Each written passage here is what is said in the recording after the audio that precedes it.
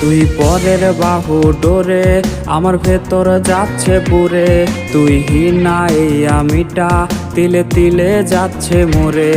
আমার পুরুষে পুরুক বুক, তুই কুরারে তোর সুখ, তবু মরার আগেও আমি দেখবো না রে তোর মুখ।